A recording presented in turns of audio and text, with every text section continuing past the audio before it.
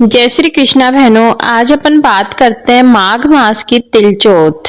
भालचंद्र गौरी सुवन रिद्धि सिद्धि भरतार, ध्यान धरे गजराज को होवे बेड़ा पार। बोलो गणेश जी महाराज की जय। इस दिन पूजा में गणेश जी व चौथ माता को तिलकुट्टे का भोग लगाया जाता है। माघ मास की चौथ को तिलचौथ के नाम से भी जाना जाता है। तिलचौथ व्रत कथा।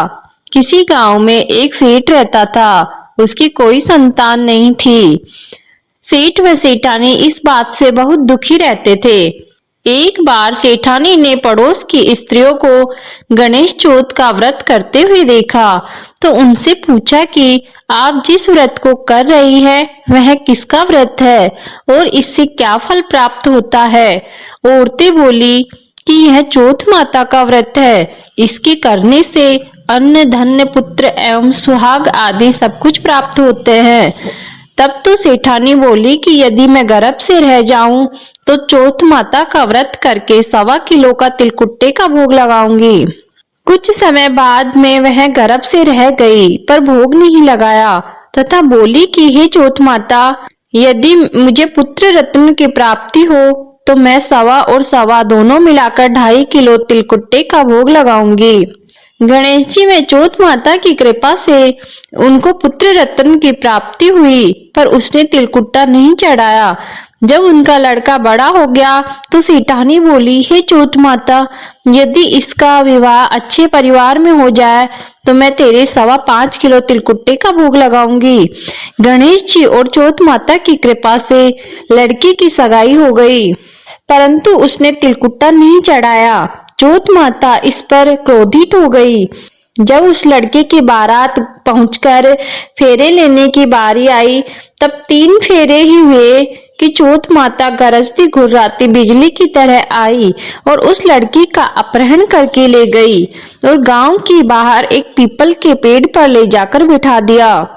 सब लोग हक्के बक्के रह गए कि वर कहाँ चला गया। कुछ दिन बाद वह लड़की गणगौर पूजन को जाते हुए पेड़ के पास से निकली तो पेड़ से लड़का बोला, आओ आओ मेरी अर्धव्याही नार आओ। तो मैं भागी हुई घर गई और माता से सब समाचार कहा। सब घर वाले वहां जा पहुंचे और देखा कि यह तो वही दूल्हा है और दूल्हे की बेस में ही पीपल पर बैठा है। उसने पूछा कि तुम यहाँ क्यों बैठे हो। वह बोला कि मैं तो यहाँ चौथ माता के गिरवी पड़ा हूँ, मेरी माता से जाकर कहो कि वह बोले हुए सारे तिलकुट्टे चढ़ाकर मुझे चौथ माता से छुड़वा कर ले जाए। तब लड़की की माँ ने लड़के की माँ के पास जाकर सारा हाल कहा।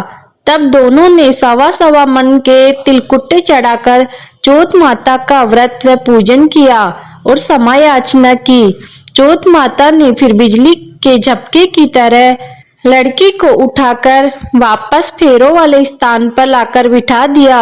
वहां लड़के वर वधू की सकुशल शादी संपन्न हुई और वो सकुशल रहने लगे। चौथ माता की कृपा से सब तरह से अमन चैन हुआ। बोलो गजानन महाराज की जय और चौथ माता की जय।